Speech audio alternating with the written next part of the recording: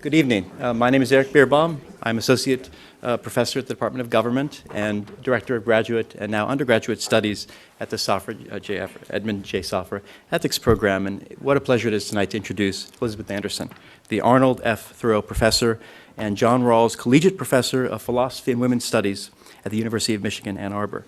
Anderson has called herself a pragmatist, feminist, empiricist, with a pragmatism in the tradition of Dewey.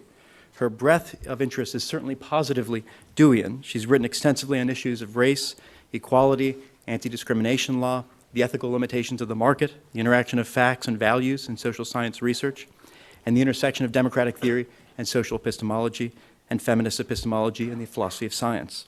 Professor Anderson originally majored in economics at Swarthmore and was somewhat taken by the permissive view of free markets. But her laissez-faire hopes were brought back to earth through, of all things, philosophy, not traditionally the most grounding subject. As she puts it, once one gets one's concepts and tools in good working order and uses them to understand the actual world, not just the possible world of a priori market models, laissez-faire doesn't look so good anymore. It was engaging with Amartya Sen's critique of the concept of preference that marked her philosophical turn.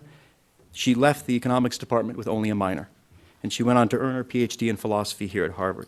Her first book, Value and Ethics in Economics, offers a pluralistic theory of value and uses it to sharply critique cost-benefit analysis and other forms of what she takes to be commodification. She has hardly reserved her criticisms for economists. Consider the opening sentence of one of her well-known and often taught papers. She asks, if recent economic work theorizing equality had been secretly penned by conservatives, could the results have been any more embarrassing for egalitarians?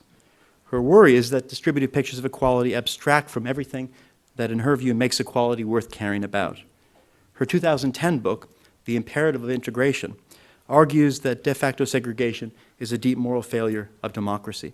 It promises not to offer principles and ideals for a perfectly just society, but ones to cope with the injustices of our current world. Professor Anderson is a member of the American Academy of Arts and Sciences. She won the 2010 Joseph B. Gittler Award from the American Philosophical Association for outstanding scholarly work in the field of philosophy of social science. And she's currently working on a history of egalitarianism, from the levelers to the present. And we're fortunate to get a preview of this project tonight. Her lecture tonight is entitled The Social Epistemology of Morality, Learning from the Forgotten History of the Abolition of Slavery. I know of no philosopher whose ideas managed to be extraordinarily novel and arresting while remaining true to the empirical complexities of social life. Please join me in welcoming Professor Anderson.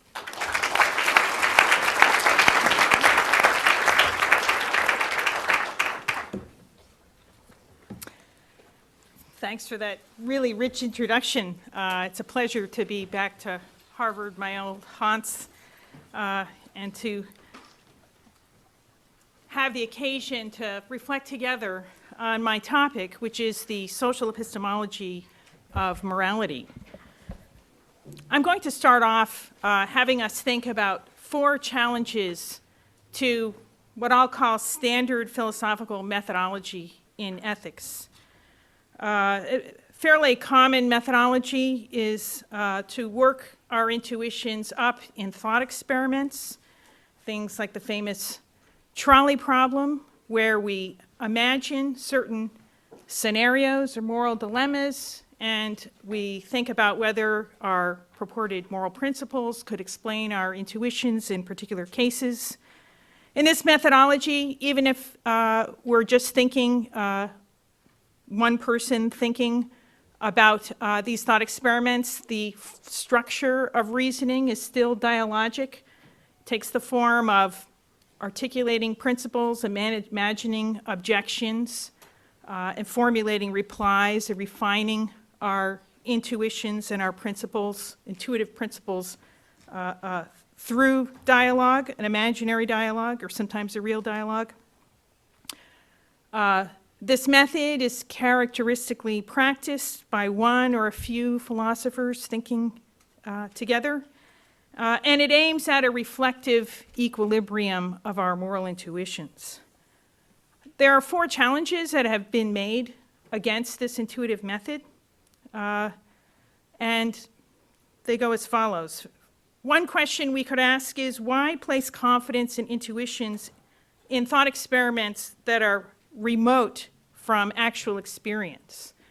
I've certainly felt that doubt in response to, for instance, Judy Thompson's famous thought experiments regarding abortion, where she imagines in one of her thought experiments that people reproduce through people seeds that implant themselves in the carpet, and then ask, well, would it be okay to vacuum them up? And my instinct there is to think, well, if that's how human beings reproduced, everything would be so radically different. About human society, I'd be very reluctant to say anything with any confidence about what moral principles should regulate beings, the interactions of beings like that. A second challenge that has often been raised against this intuitive method is, why should we think our moral intuitions are reliable now when it's quite clear that the intuitions of famous philosophers in the past have been deeply laden with prejudice? To give you an illustration, we could cite a moral intuition that was taken to be absolutely self-evident by Hastings Rothschild. In the theory of good and evil, this is what Rothschild took to be obvious, intuitively obvious. He says, probably no one will hesitate to agree that the lower well-being of countless Chinamen or Negroes must be sacrificed, that a higher life may be possible for a much smaller number of white men. Okay, well, for him that was intuitively obvious, and so that might make us wonder today whether our current moral intuitions might be infected with prejudices of which we are unaware, just as he was unaware of his own prejudices. Thirdly, we could ask, why think our moral intuitions now are reliable when we know that they have changed over time? This gets closer to the subject of today's talk. We know that about 300 years ago, the view that there was nothing particularly wrong with slavery, that slavery was a legitimate institution, was nearly unanimously held by Europeans and Americans of European descent. There were a tiny number of Quakers who dissented from that. But yet, over the course of a couple hundred years of struggle, that intuition changed into a nearly unanimous agreement that slavery is not only morally wrong, but practically the paradigm of an injustice. The fourth challenge that can be made against the standard philosophical methodology working from our moral intuitions has been articulated most forcefully in recent times by experimental philosophers who ask, why should we rely on the intuitions of philosophers over the intuitions of the folk? Philosophers, after all, were sort of a peculiar group. We're very few, overwhelmingly Western in origin, tend to be relatively privileged and hence detached from many of the profound moral problems that millions of people suffer from, but nevertheless we reflect on what should be done about those situations. Now, I think there's a reply that could be given. I don't think that we could ever escape reliance on moral intuitions.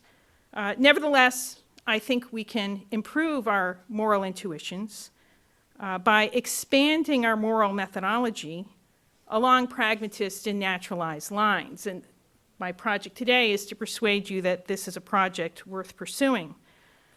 I want to stress that my focus here is on a particular subset of morality, namely what Tim Scanlon has called that part of morality as what we owe to each other. Our project here is to discover principles to govern our interpersonal claims, principles of justice, and I'm taking a broadly, if loosely, contractualist point of view on those principles, the principles of justice or rightness with respect to what we owe to each other, are whatever principles free, equal, and rational people can agree to govern their interpersonal claim making. At the same time, I also want to pursue a naturalized approach to moral epistemology. That is, I want us to inquire how ordinary people actually engage in moral inquiry. The advantage of this is that lets us expand the range of moral inquirers beyond the domain of a few relatively privileged philosophers. And we can include a wider range of participants by expanding our understanding of the actions that actually count as inquiry. Ordinary people don't often write up philosophical papers. Sometimes they do, but it's not that common. But in fact, there are many kinds of actions that I think can credibly count as making moral claims. And I'm borrowing a concept from the great sociologist Charles Tilly, who's developed a notion called contention. And contention refers to a wide range of modes of making interpersonal claims on one another. One way of making an interpersonal claim would be to make a pure moral argument, such as we might find in a seminar room in philosophy or in a philosophy paper. But beyond that, there are all kinds of other ways in which we can make claims on one another that we put out there for collective reflection and contention and argumentation. For instance, we can submit petitions, demonstrate in the streets, organize a strike or a sit-down, file a lawsuit and litigate claims. These are all ways of contesting the prevailing norms around us, and to make alternative claims to say we should be substituting a different regime of principles for governing our interpersonal relations. So we can imagine a spectrum of modes of contention with pure moral argument on one end, rebellion on the other, and lots of intermediate forms of contention in between. And the goal then of a naturalized epistemology is to consider the circumstances under which different modes of contention have epistemic value. That is, will actually inspire us to learn morally and improve our intuitions. My perspective here then is pragmatist. The idea is that we can test our moral intuitions in experience. I'm borrowing here heavily from John Dewey. And I think that there are two basic ways in which we can test our moral intuitions in experience. One way is the basic question is, suppose we start off with moral intuition A and then we change our minds and we move to moral intuition B. Okay, how could we tell whether that change of moral view amounts to moral progress or moral learning? I think there's two basic ways to determine that. One is we can ask whether the process of change from A to B is a process that is properly modeled as an epistemic improvement.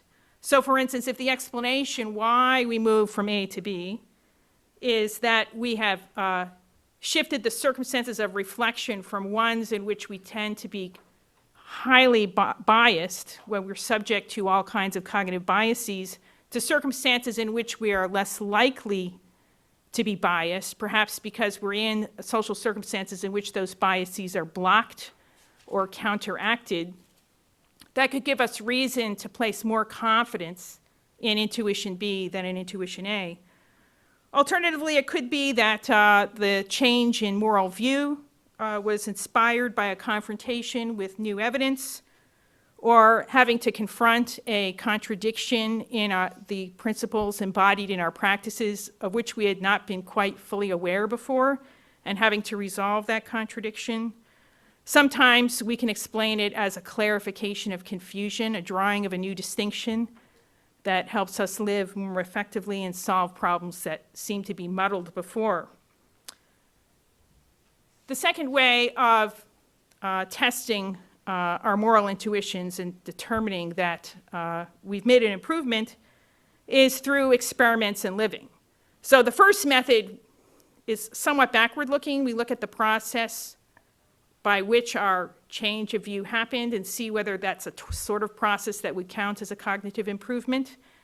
But then once we have arrived at intuition B, we still need to test it in experience. That is, we need to actually act in accordance with our new moral beliefs, see whether so acting, whether organizing our life in accordance with the new principle helps us solve problems that were intractable before, whether the new problems that acting in accordance with that principle throws up to us are things we'd rather have to deal with than the old problems we were stuck with.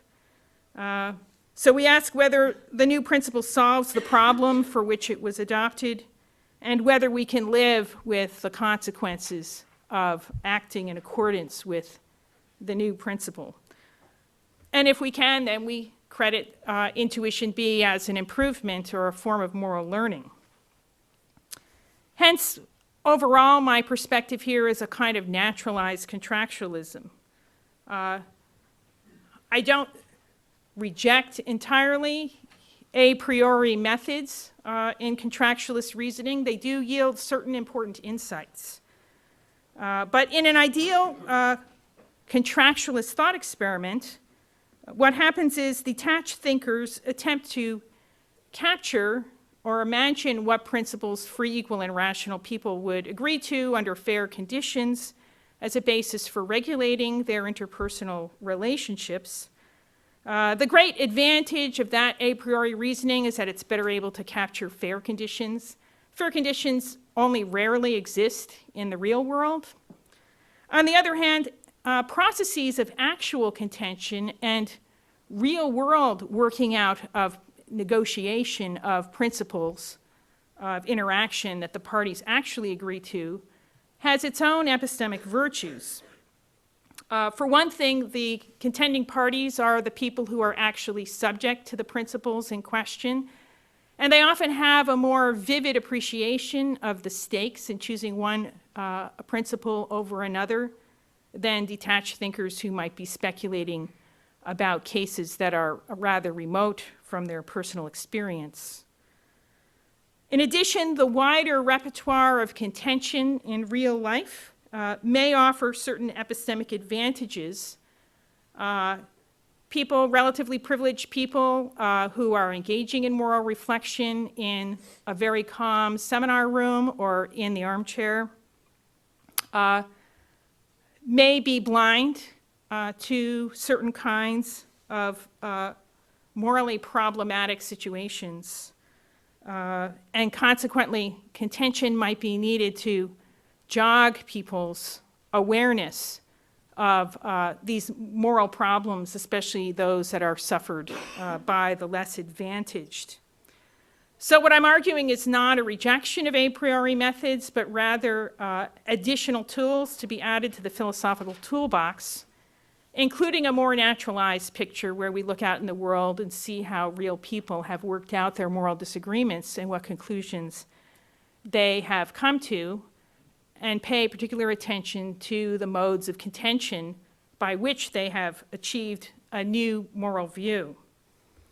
In order to illustrate this method, I'm going to take up some 3 case studies in moral thought about the abolition of slavery and post-emancipation societies.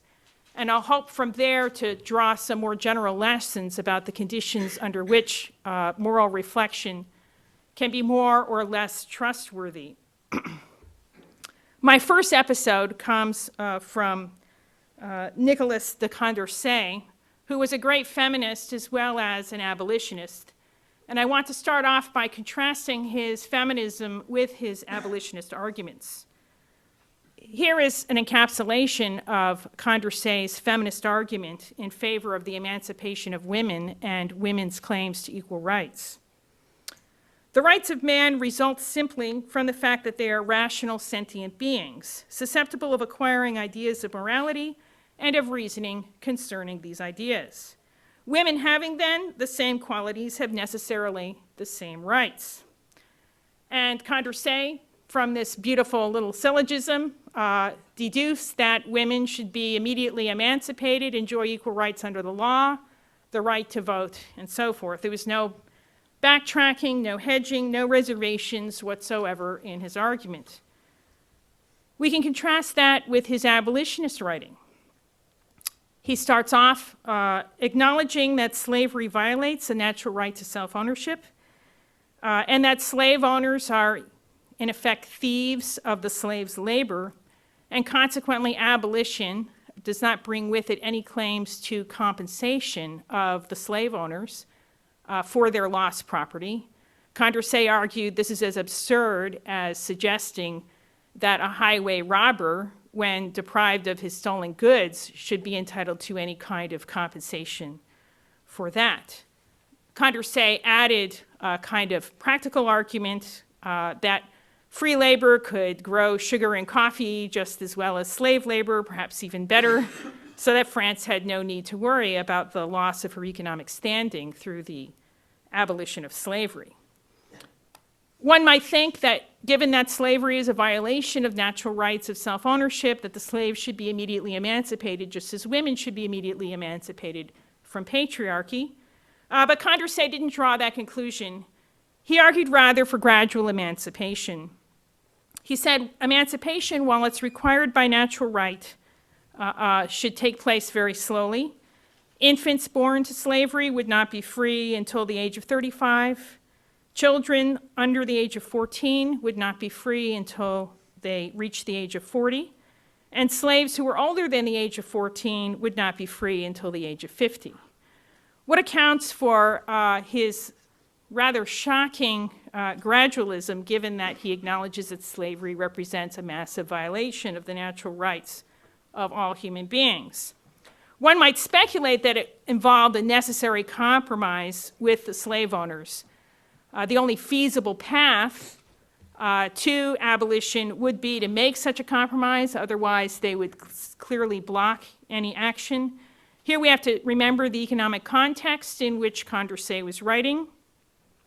France's richest colony in the New World was Saint-Domingue. This is now known as Haiti. This little colony produced at the time 40% of Europe's sugar, 60% of its coffee.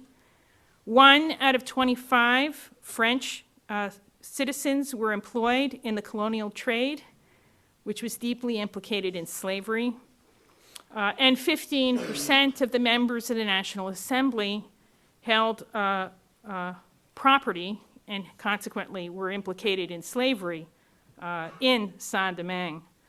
So we could see here very powerful economic interests that would have to be compromised with in order to reach emancipation. But these kinds of practical concerns were not what was on Condorcet's minds. Rather, he gave the following reasons for merely gradual emancipation. Firstly, he said that emancipation would lead the master class to become enraged at the loss of their absolute dominion over slaves. And they would, if it was immediate, they would be liable to be so angry they'd just go out and slaughter their slaves. Secondly, he worried about the freed people, that they were not yet ready for freedom, but would probably take revenge against their masters, abandon the plantations, and revert to savagery and barbarism. This is connected to his view that the slaves weren't ready to be free, that they needed time to learn the responsible exercise of freedom, and that time would take many years. Gradual emancipation then was meant to address this. It would give the slave owners some time to exploit the slaves and calm down about their eventual emancipation. But who would be educating the slaves to exercise freedom responsibly? Well, Condorcet left that up to the master class. It was their job to educate the slaves by means of what he called severe discipline. Well, this seems awfully problematic if we think about it today. We can note some pretty evident contradictions between his rationale for the immediate emancipation of women as opposed to the gradual emancipation of slaves. Women in France, married women, were also in subjection to their husbands under patriarchy, but he didn't consider that experience of lack of freedom any reason to delay women's emancipation. We can also ask, how could the masters possibly be competent to teach slaves the responsible exercise of freedom when Condorcet had attributed the corruption of slaves to the fact that their only experience of what freedom was like was drawn from their observation of the masters, who, of course, engaged in sadistic infliction of torture and so forth on the slaves. In addition, if the condition of absolute subjection is corrupting and disabling for freedom, then how could continued servitude under severe discipline teach slaves to be free people and exercise freedom responsibly? And finally, how could his reasoning possibly justify keeping infants and young children in a state of protracted slavery when it was precisely the experience of unfreedom that morally corrupted them and made them unfit for freedom? So now we can ask, why did Condorcet go so wrong? He seemed to be so clear-headed and consistent with respect to his feminism, not so consistent with respect to his abolitionism. Well, the conditions of moral reflection were different for him in the two cases. Importantly, Condorcet was in constant intellectual communion with his wife, Sophie de Grouchy, who was a major intellect in her own right. She was the translator of Adam Smith's theory of moral sentiments. She wrote important works in the sentimentalist tradition herself, and she ran a prominent salon in Paris where the great intellectuals of the day would come and discuss ideas.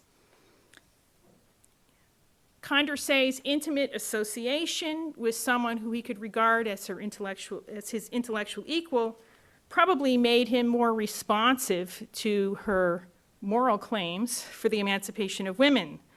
By contrast, Condorcet lived thousands of miles away from the slaves. To my knowledge, he never visited the colony of Saint-Domingue. He's speculating about a circumstance quite distant from his own experience.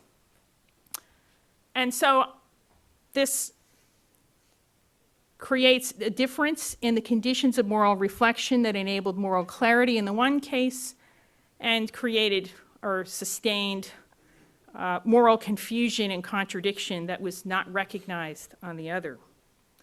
Here's our second episode, and here we focus on the fact that the process of abolition importantly involved not just moral arguments made by abolitionists, but also the active contention over the legitimacy of slavery by the slaves themselves. And here I'll cite some cases both in the US context and in Saint-Domingue. Recall that, on my view, the practice of making moral claims can take the form of abstract moral argument, but it could embody a variety of other modes of contention in which people actively resist and reject the moral principles under which they're operating.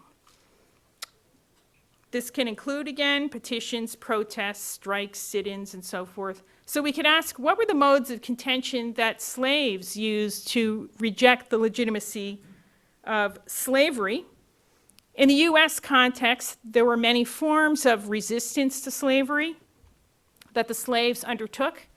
Things like leaving the plantation without permission, learning how to read, breaking tools, reading abolitionist literature, meeting in secret with other slaves to worship according to their own mode, and so forth.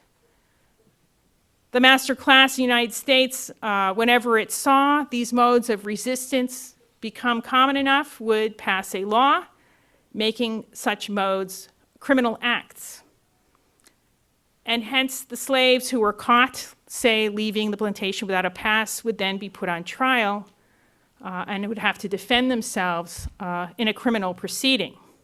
Importantly, though, in the United States, these were common law courts, and hence defendants were accorded the some of the procedural rights of defendants in criminal courts, including the right to defend themselves against the charges made.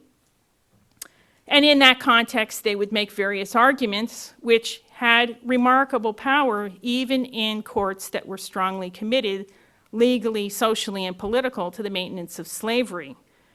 American historian James Oakes, looking through the case records in the American South, has even found a number of cases in which slaves accused of having beaten up their masters successfully argued self-defense. And the courts found themselves forced under the common law to acknowledge that if a slave was being beaten to the point of death by their master, that the slave had the right to defend himself, even using violence against their masters. And Saint-Domingue, contention took other forms, in particular the practice of marronage, or escape to the hills. And this resistance to slavery had its own effects. In particular, the metropole, Paris, would look at the practice of escaping slaves and realize that the brutality of the slave system in the colony might lead to its unraveling. So this forced the hands of Paris to actually create new legal rights under the Code Noir, the legal code that regulated the slaves, including, for instance, the right to have half a day off on Saturday as well as not have to work on Sunday. These were implemented in recognition of the fact that even slaves can only take so much brutality before they would revolt. Turned out that they revolted anyways in 1791, and that led to a new source of moral claim making. The slave revolt in Saint-Domingue was in the context of international conflicts between France, Spain, and England. Spain and England came in. They were trying to take over the colony for themselves and enlisted the help of the master class to do so. They were trying to take advantage of the slave revolt. The self-emancipated slaves, on the other hand, rallied to the cause of the French Republic and fought on its behalf. Military service was also played a critical role in the American Civil War, as freed people escaping behind Union lines also managed to join the Union Army. And that enabled them, the experience of military service enabled them to make certain claims and claim a kind of moral authority that they didn't have before. So my model here is that certain modes of contention can promote moral clarity by overcoming bias and blindness. How does this happen? I'm just going to look at two circumstances. One is the just de facto emancipation, even before it's been underwritten by law. This took place both in Saint-Domingue and in the United States before the Emancipation Proclamation, with slaves escaping behind Union lines and basically asserting their freedom. What is the actual effect of de facto self-emancipation? We can think of it this way. When one person lives at the total mercy of another who dominates them, the masters have no need to appeal or argue or negotiate with those in complete subjection to them. They don't have to resort to negotiation to get what they want. They can simply whip them, beat them, rape them, and so forth. But de facto freedom forces people to acknowledge some legitimacy to the other's claim. In order to get free people to do what you want, you have to recognize them as having some standing, that their desires have some claim on oneself. Otherwise, there's no possibility of achieving any kind of cooperation. Military service, I think, also has important cognitive effects. And this was something that was recognized even by advocates of the Confederacy. We could take a look at Howell Cobb, one of the founders of the Confederacy, who claimed that if slaves will make good soldiers, our whole theory of slavery is wrong. So here he's making a very strong empirical claim, which is subject to refutation. He went on to insist that, of course, slaves couldn't make good soldiers, but that was pretty well refuted by the experience of the Civil War. The South was defeated in part by the vigorous and courageous participation of freed people in the Union Army. Military service, I think, has another cognitive effect as well. And this was true both in the United States and in Republican France. When the freed people showed their valor in defense of their country, it inspired a certain degree of gratitude. The French Republic was saved. Saint-Domingue was saved as a province of the French Republic. And similarly, the Union was saved, in part through the heroic efforts of the freed people who served in the Union Army. Gratitude, I think, is another way to open one's eyes to the moral claims of those to whom one is grateful. Finally, I'm going to take a third episode, which I'm going to call Testing Emancipation in Practice. So far, we've looked at that first mode of figuring out whether a move from intuition A to intuition B could be counted as moral learning or moral progress. And that involves understanding that process of belief change in terms of an epistemic improvement. But now we're going to go to the second mode of testing moral intuitions. And here we think about what happens when we actually put our moral intuitions into practice and see whether our practice is more successful. Here we turn then to post-emancipation societies. All sides in post-emancipation societies in the New World agreed that the case for slavery hung on the slaves' lack of fitness for freedom. If the slaves could prove that they were fit for freedom, that they could exercise freedom responsibly, then that would refute the case for slavery once and for all. Emancipation then posed this test of fitness. Would the freed people, in fact, exercise freedom responsibly? At this point, however, we have to come up with a criterion for what would count as exercising freedom responsibly. So the test, the application of the test, depended on a background norm of responsible conduct for freed people.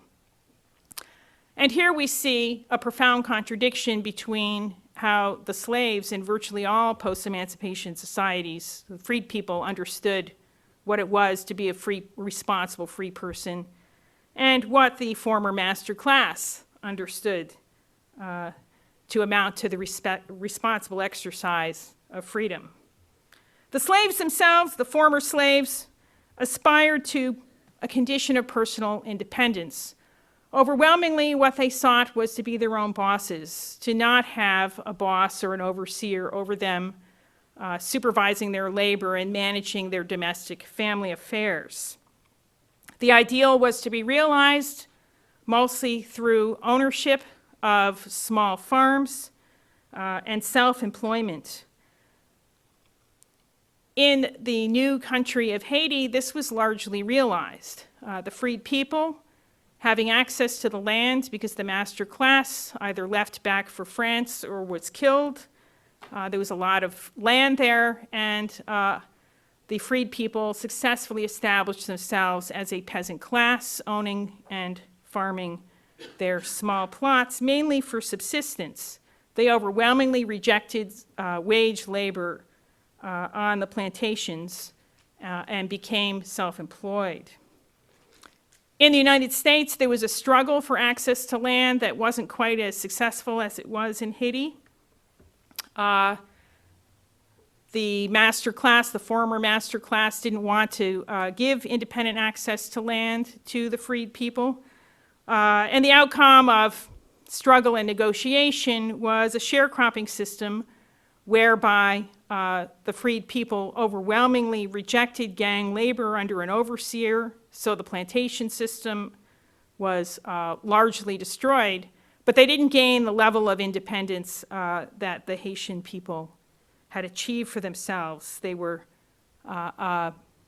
had their own plot, which they farmed, but they didn't enjoy the same level of freedom. The question is, did slaves fail the test of responsible freedom? Well, according to the former master class, they did. One of the first things that the freed people did was to radically reduce the number of hours they spent farming so that they could release that time for raising children and having domestic life. And that was seen as a grave failure, a reversion to barbarism, and even some white abolitionists were embarrassed by the fact that the slaves radically reduced the amount of labor hours they devoted to cash crop production.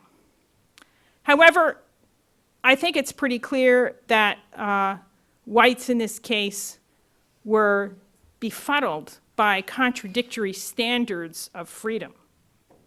After all, no free whites were willing to work on gang plantation labor at the wages and work intensity that were demanded by the plantation owners.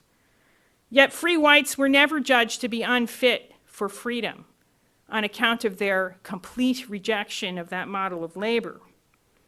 Indeed, the entire Republican Party of the United States was founded on an ideal of freedom in which self-employment was the pinnacle. The Republican Party's ideal of responsible exercise of freedom then was precisely what the freed people aspired to, namely a condition in which one didn't have a boss. One directed one's own labor, chose what crops to plant, chose the intensity of one's labor, and raised one's family free from the supervision of a lord or a master. The Haitian people, by and large, achieved that, but they were seen as reverting to barbarism rather than actually achieving an ideal of freedom as personal independence. Seems to me evident in this case that whites looking over the situation and judging the freed people as having failed the test were morally blind and riddled with contradiction. What accounts for this blindness? I think I have a fairly plausible story of why people were unable to see, so many people were unable to see that the slaves had actually vindicated any reasonable test of responsible freedom. And it goes back to the moral psychology of unaccountable power. And here I'm going to borrow a leaf from John Dewey, who had quite a lot of insight into the origins of normative ideas in child development. He considered that the experience of a young child, all on her own, could enable some insights into the concept of the good. A child looks at those cookies just coming out of the oven and thinks, wow, these are good. Runs over, picks them up, but they're hot. And so she has to drop them. And then she realizes, well, they're not so good immediately out of the oven. You have to wait. So from her own experience, she could refine her concept of the good. But where would her concept of the right come from? Could that be a concept that she could develop through her own experience reflecting alone? Dewey thought not. He illustrated this with a scenario of a child being taken out by her parent to the park and runs over to the flowers in the public park and starts picking them. And that child would have no concept that picking the flowers was wrong until the parent corrects her behavior and points out that those flowers are not hers property, they're public property, and she's not entitled to take them. Knowledge of the right comes from the demands of others. That's how we discover it, from other people, making claims on us and saying we can't do that. What happens, though, when a person is raised in circumstances when they exercise unaccountable power over another person? If knowledge of the right comes from outside, from the claims of other people, how is one ever to know that one's treatment of someone who lives at one's total mercy could ever be wrong? Well, the people themselves might have a hard time, the subjected people might have a hard time holding that person to effective account. And under those circumstances, people who hold unaccountable power over others are liable to confuse the good and the right.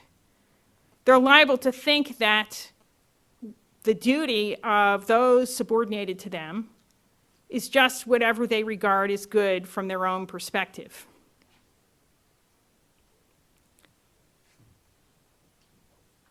Unaccountable power then makes one a morally confused being, not easily capable of distinguishing the good and the right. Now let's imagine such a person losing unaccountable power over the other. They no longer have the power through sheer force to make others conform to their will. But at the same time, those liberated from their power have not yet acquired enough power to hold the former masters accountable for their mistreatment of them.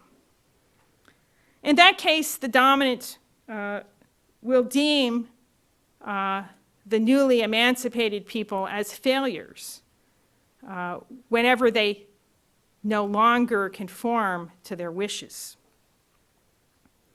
And I think that's exactly what happened in this case when the freed people, although they actually, whenever they were able, achieved the moral ideal of emancipation and personal independence that had been held up as the ideal of freedom for white people, why they were judged as failures.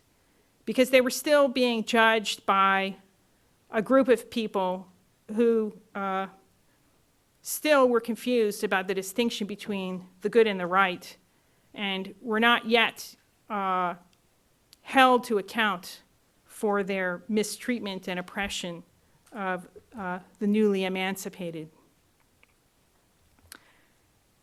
We could see this as an inherent problem with what I'm going to call authoritarian moral inquiry. I'll define moral inquiry as authoritarian, not on account of the conclusions, the substantive conclusions it reaches, but rather the conditions under which that moral inquiry takes place. Moral inquiry is authoritarian when the powerful articulate principles of conduct for subordinated people and don't take into account their own, the perspective or the claims and contention of subordinated people.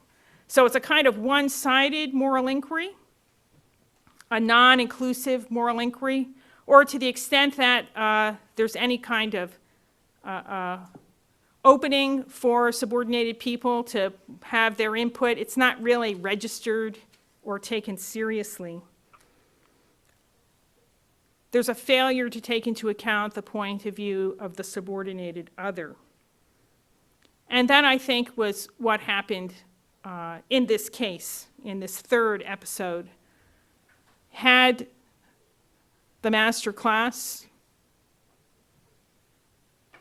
been more open to the contention and claim making of the freed people, they would have recognized that the standard of responsible freedom that they held out for whites was contradictory to the standard of responsible freedom that they held out for the freed people, and they would have been held to account for that contradiction. So what lessons can we draw from these three episodes? I'm arguing here for a naturalized and pragmatist moral epistemology. I've argued that certain modes of contention under certain conditions lead to moral clarity, moral progress, moral learning, various kinds of epistemic improvement.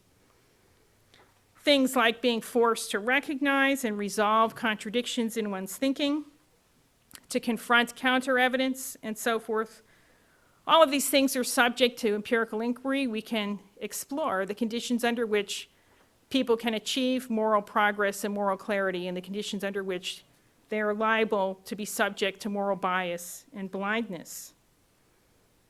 We can test our principles of morality and justice in practice, not just in thought experiments, but in real life.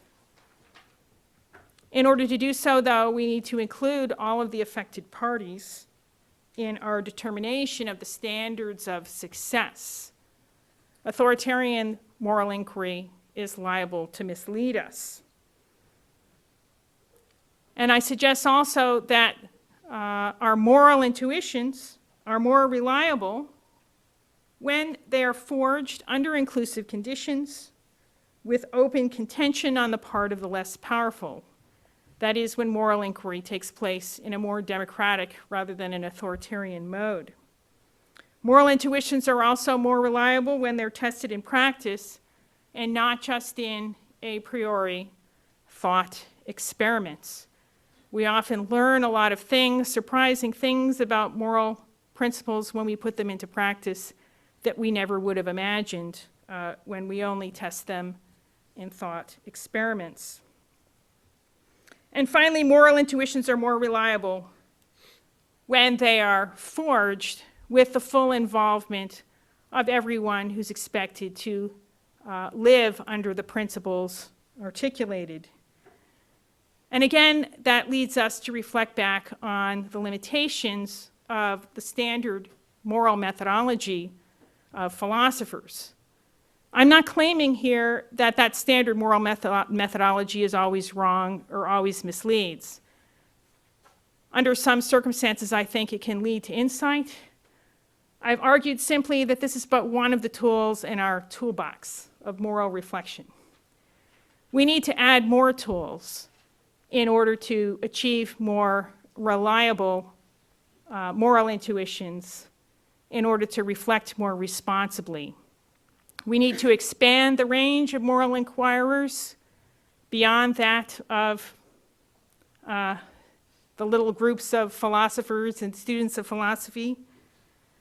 And to do that, we need to expand the sorts of conduct that we are willing to count as moral inquiry. Moral inquiry doesn't only take place through pure moral argumentation. It takes place in more active modes where people are actively contending the principles under which they are governed, challenge them through a variety of modes of contention, including things like demonstrations, sit-ins, litigation, and so forth. And these other modes of contention are often epistemically more fruitful in opening the eyes of the privileged to the contradictions in their thought, to the biases and blindness, which are less likely to be revealed in the quiet of the seminar room. Thank you.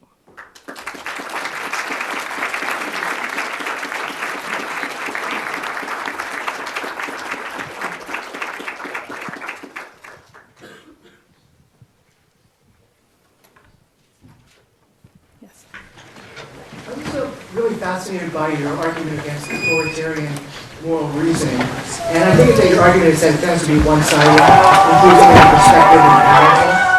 And then you think the examples you use to illustrate authoritarian moral reasoning or historical. They come from 19th century or 18th century slavery. I was wondering if there were any contemporary examples of authoritarian moral inquiry that you would be critical of. Namely, would you be critical of the kind of moral discourse that often takes place around issues of global justice and just war theory that exclude the perspective of very poor people and people from occupied countries or countries that are subject to military force? Yes, I think that's exactly right. When we look to the global scene, we see pretty dramatic under-participation of the poorest and least privileged in discourse about global justice. I would point out that in the development of the UN Millennium Goals, they've actually come to recognize that and are organizing methods for including perspectives of the poorest in a variety of less developed countries. So they're trying to actually organize on the ground forums for very poor people to articulate their concerns and claims. So I think actually that message is slowly getting learned, but we have a lot more to do along those lines.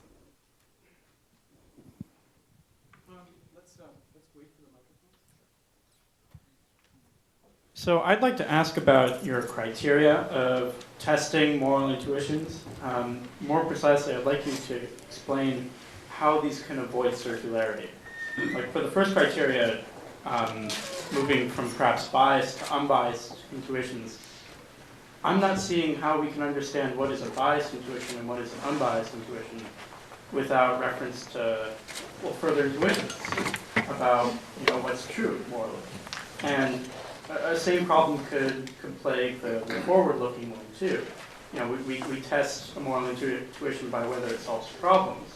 But again, it seems that what counts as a problem is further determined by our moral intuitions. Right. So as a pragmatist, I don't think we ever get to any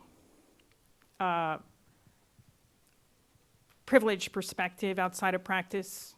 We always have to start with certain assumptions that at that moment are not being subject to test or doubt. The case is no different in the natural sciences. Inquiry also takes for granted all kinds of claims that are not being tested at the moment. So I don't consider this kind of circularity problematic. On another occasion, maybe we might decide that something's problematic about initial assumption, and we can subject that to scrutiny. But at any one time, we can only have a certain number of intuitions subject to test. Bernie. Just 1 second. Let's get the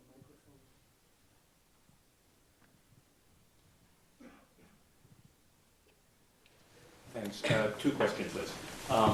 First, with regard to the goal, improving judgment, I'm wondering whether your understanding of moral clarity has a prejudice or bias towards simple principles. So the example of moral clarity was property. Property enslaves is theft, therefore no compensation. Whereas contention, which you're talking about as a practice, often leads, especially as a pragmatist, to recognizing that something on both sides. So I was wondering if you could clarify moral clarity there. And then the other question had to do with how one engage, how contention actually leads to improvement in judgment. One of the ways that it often does is by indirectly, by making practices that we're taking to be granted and justified unmanageable. Right? We can't manage it. We can't handle it. If you contend with this, we can't do it. Slavery is no longer manageable. Not that it's wrong, but no longer manageable. Then, after it becomes unmanageable, people begin to think it's wrong. Now, is that because they no longer have an interest in maintaining slavery? In which case, you're not really making your kind of moral improvement, or is there something else going on? Yeah, so I want to tackle the second one. I think that's really interesting.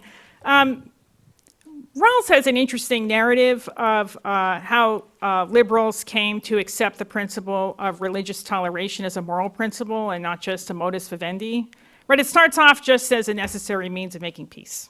Okay, it's purely practical. It doesn't carry the weight of a moral claim. But after a period of experience of living like that, tolerating one's neighbor despite their different religious belief, we come to take it for granted that they're actually entitled, that they have a right. And I think something similar happens, and I think it's actually built into human moral psychology. Principles of reciprocity go pretty deep. So even if in the first instance one starts making concessions in a process of negotiation just because one's hand is forced and one's no longer able to just simply impose one's will, after a point it becomes a normative principle. Reciprocity works that way. It's hard to resist the idea that if one starts the interplay of good turn for good turn, that has no moral force at all.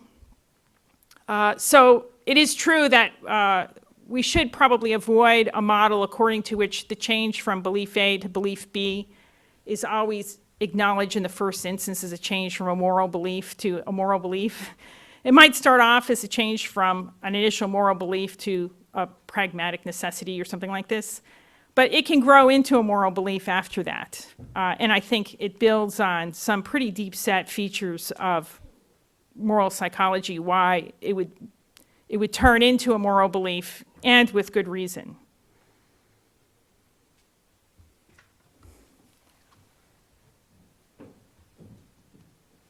Yeah. Oh, yes.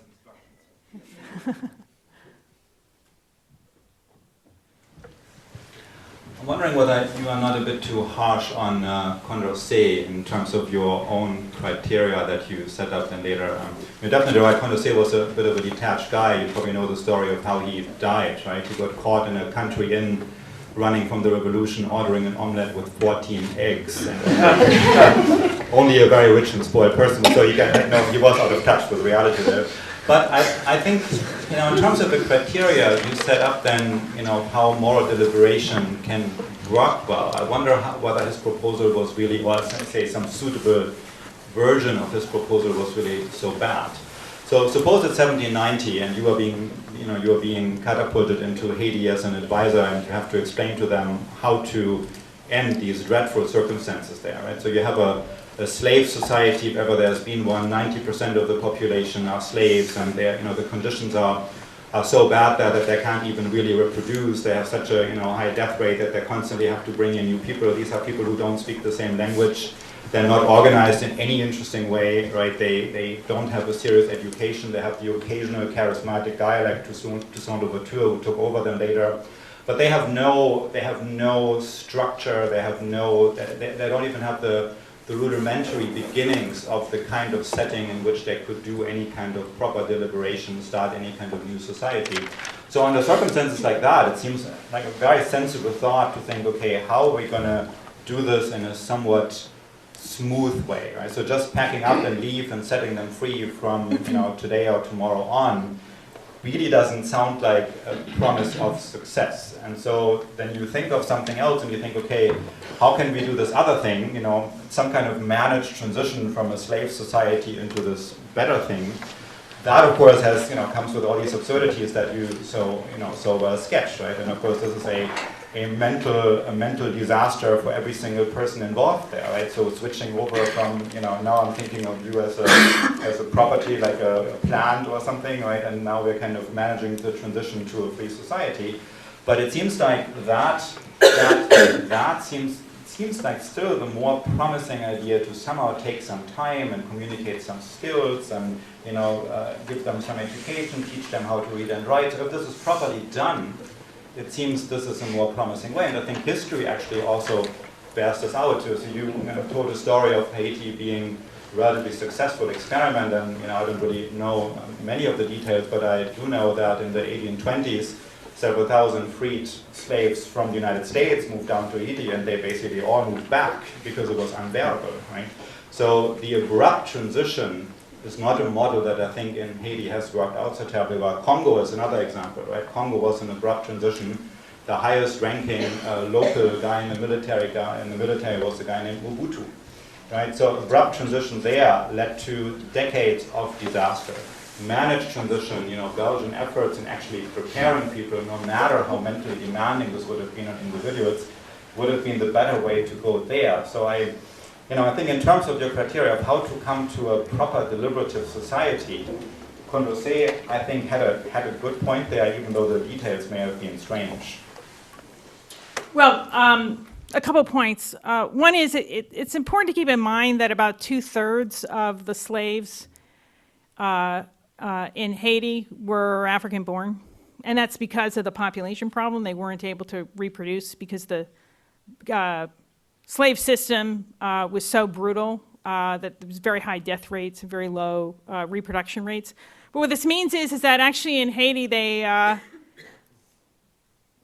already had experience of self-organization, right? I mean, they were self-organized and self-ruling in Africa. So I don't think that they were actually bereft of cultural and social resources. And indeed, what in fact happened, it is true that conditions in Haiti were really awful, but not because the slaves weren't prepared for freedom, but because France never forgave them for liberating themselves and put just unbelievably onerous conditions on them that they suffered with incredible debt. They had to indemnify the master class with shocking levels of indebtedness that left them impoverished for decades. And at the same time also, there was one failure, which was that they never really managed to establish a stable and accountable national government. And so the elites in Haiti basically turned themselves into an exploitative class. So the peasants were, you know, put in a state of permanent poverty. But if you look actually at local conditions, they managed to figure out ways to govern themselves, even though they were still exploited by their own rulers and by France.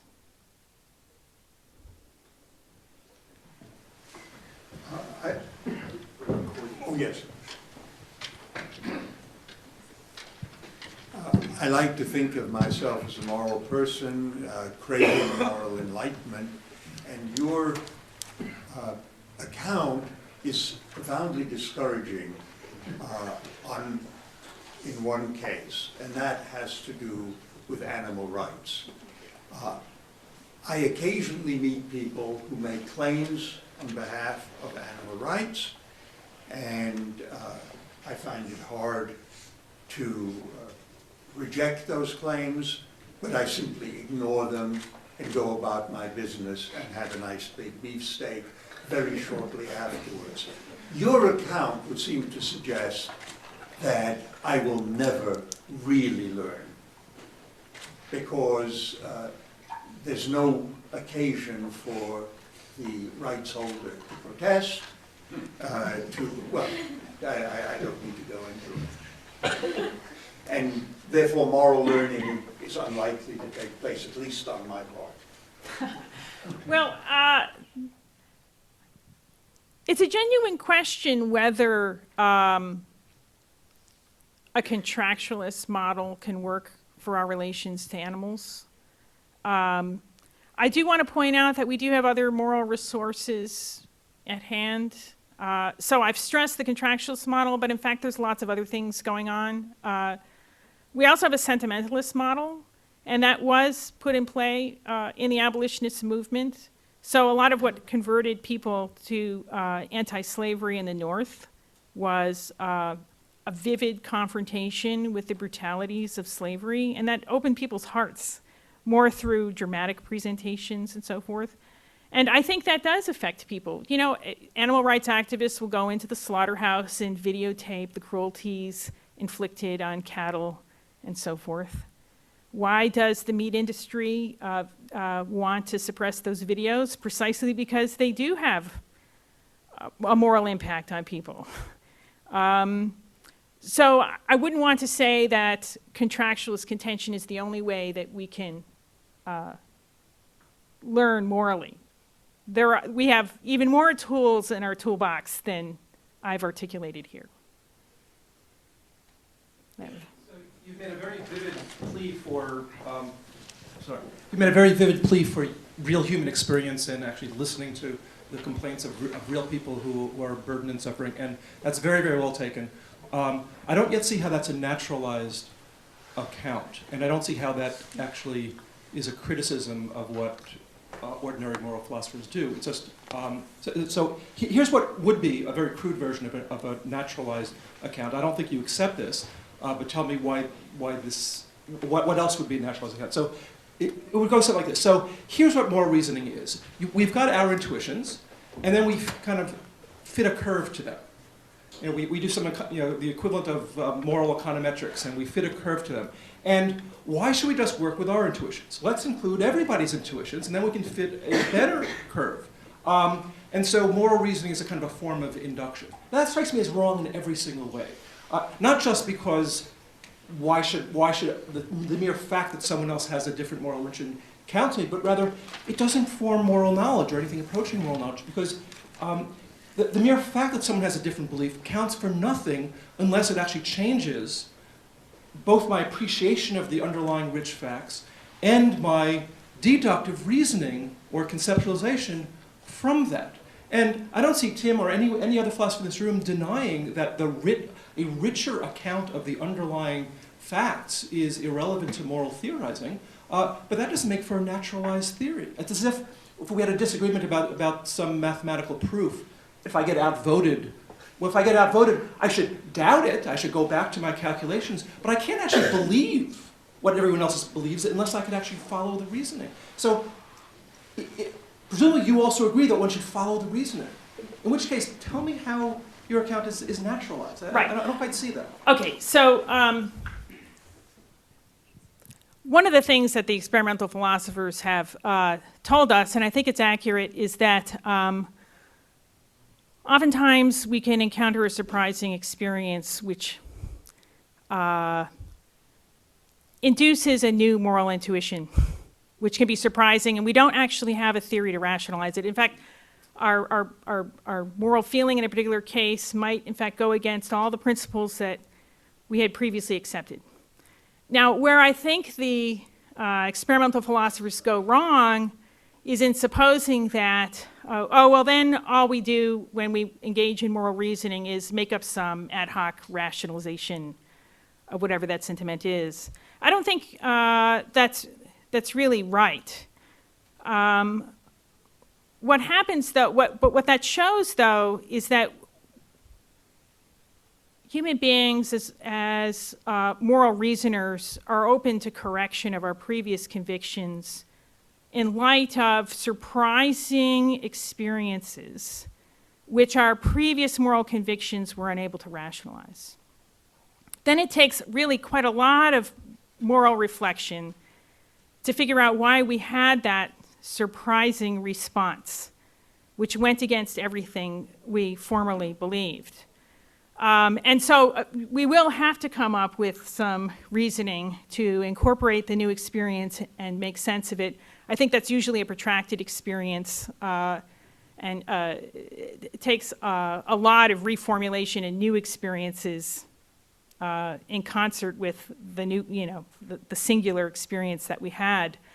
And that's often worked out in further practice in accordance with this new intuition.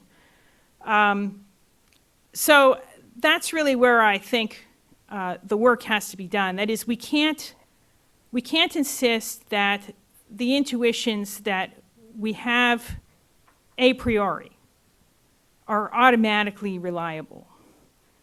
Okay, that.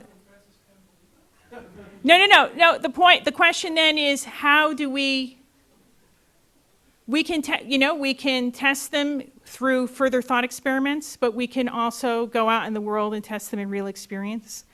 We can also actually consult a much wider range of people, not just imagine what they might say or might think.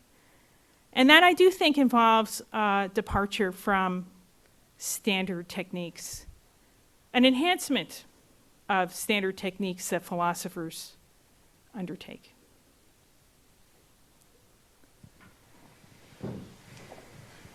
I want to follow up on this question just to get a sense. Given what you just said, it sounds as if it's not that you're proposing a different way of doing philosophy.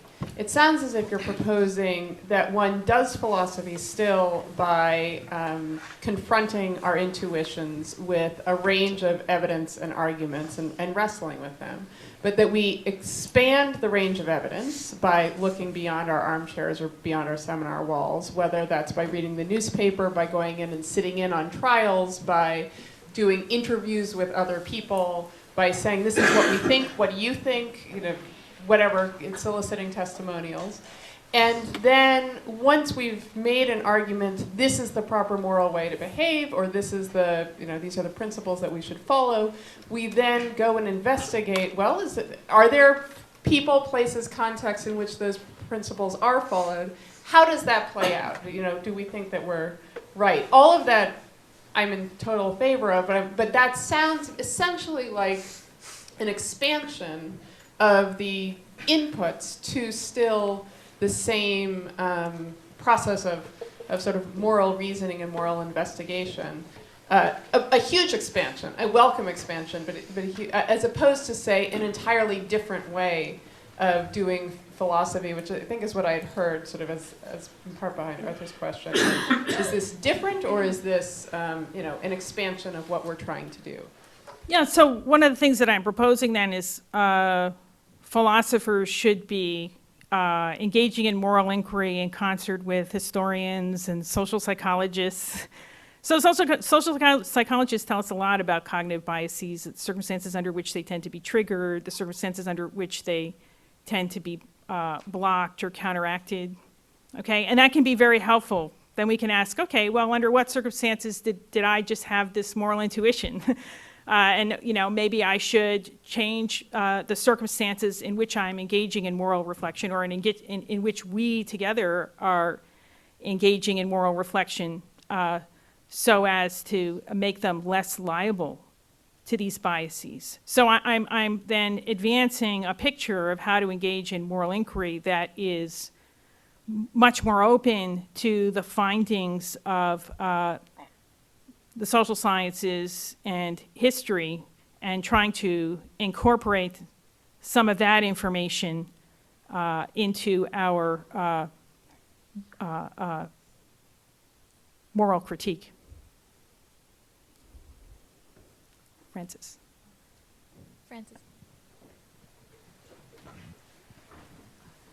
I was just wanting to point out that at certain stages you refer to philosophers as detached, and at other points you refer to them as privileged.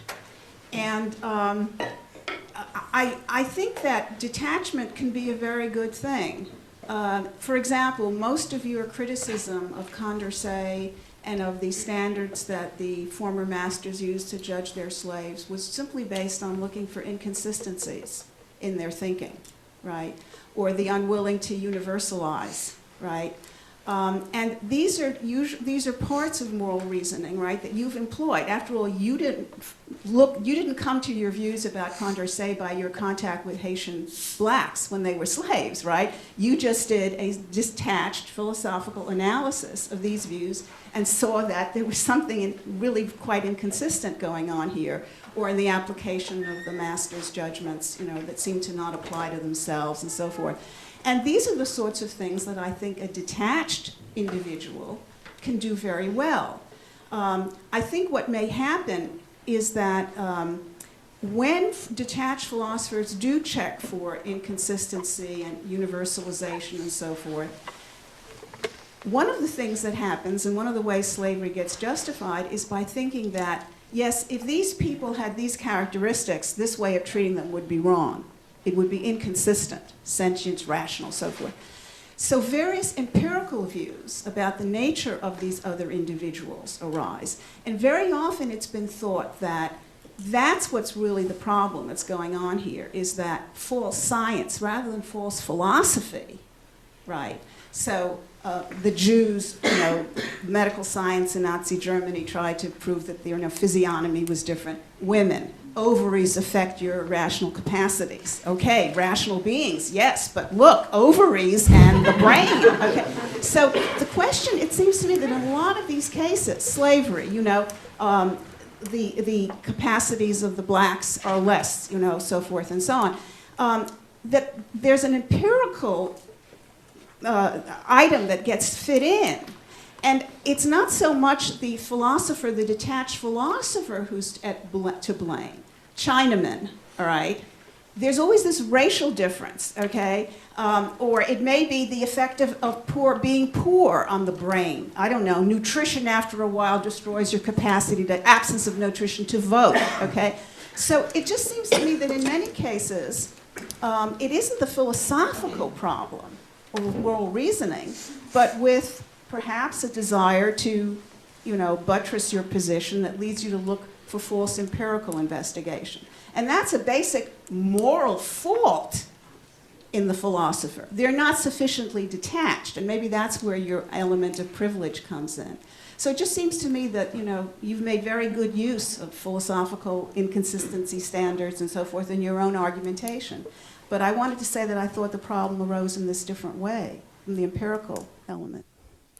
Yeah, so there's no doubt that standard philosophical moves like looking for inconsistencies are really important in moral reasoning. But I also conducted this inquiry in conjunction with exploration of historical events and practices of moral inquiry in order to try to figure out what were the circumstances that, say, made Condorcet go wrong. And that's what I'm really interested in, because if we can get a grip on what made him go wrong or go right, that will help us scope out the conditions under which perhaps our own moral reasoning is liable to be more reliable or less, and help us move to the conditions under which we're more likely to, say, detect or notice contradictions.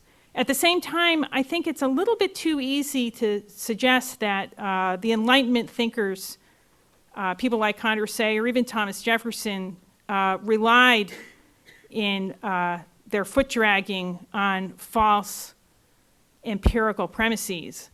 Both Jefferson and Condorcet were quite clear that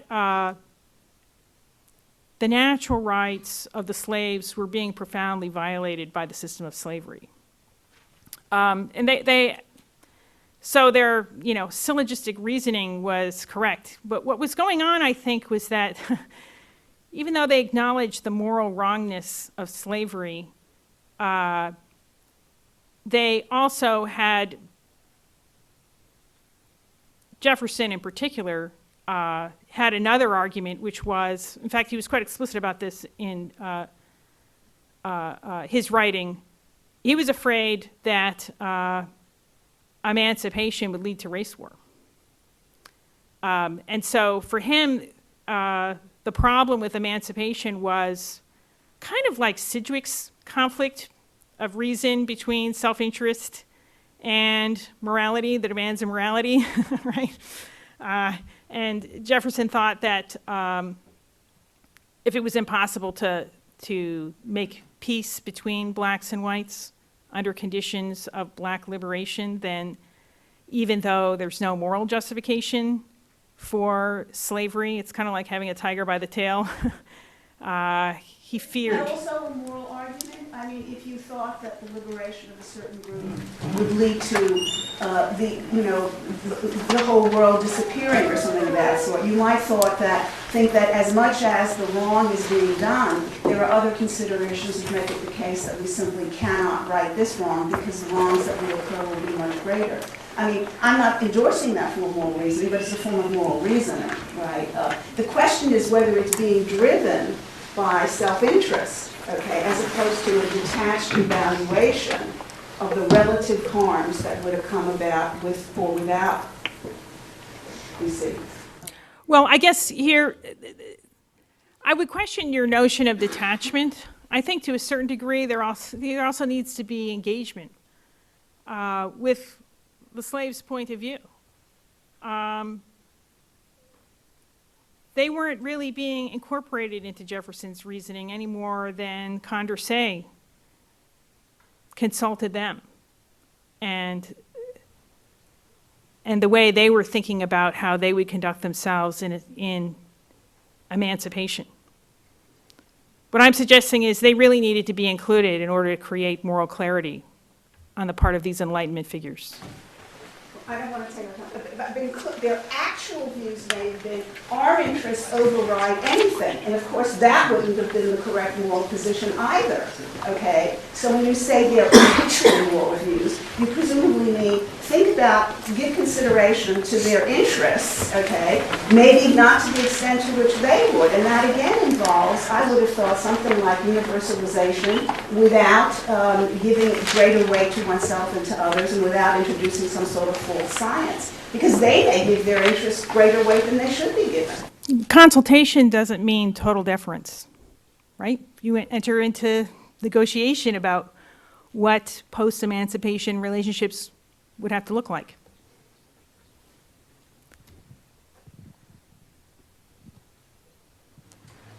I'm reading an interesting book about the Comanche in Texas, in that area, early 19th century. They roasted alive captives, and they had, incidentally, they had slaves. I don't think they had any kind of moral idea that the slaves were somehow unfit for freedom. How does your theories go when you have a cross-culture? Are these people less morally developed? Would it be right to intercede and say your way of living is wrong?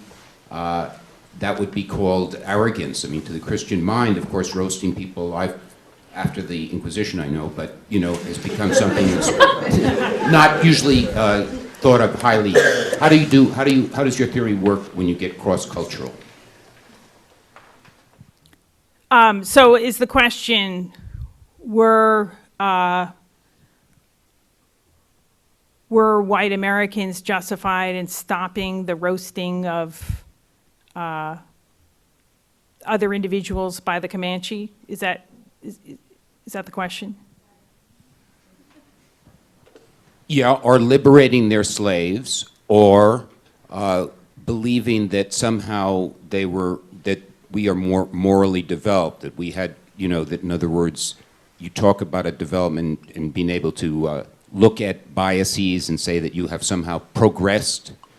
But again, you look at the Comanches, I don't know if they would look at it as progression, and how do you determine what's progression? And how do you deal with relativism, et cetera? Right. So I'm not a relativist, but people inevitably have to start with where they are in moral reflection. We start with the intuitions we have, and then we try to improve them. In this particular Vex case, I don't think white Americans were in any position to claim moral superiority over the Comanche, given the mass slaughter and practically genocidal practices against them. At the same time, that doesn't preclude the legitimacy of rescue of any potential victims of, gross human rights violations. I do think, though, that white Americans were in no position to claim moral superiority. There was a lot of injustice happening there that required whites themselves to critically reflect on their own conduct and to examine why the Comanche were behaving in the way they were. So it's a measure of great success if there's an endless list of questions. Thank you very much.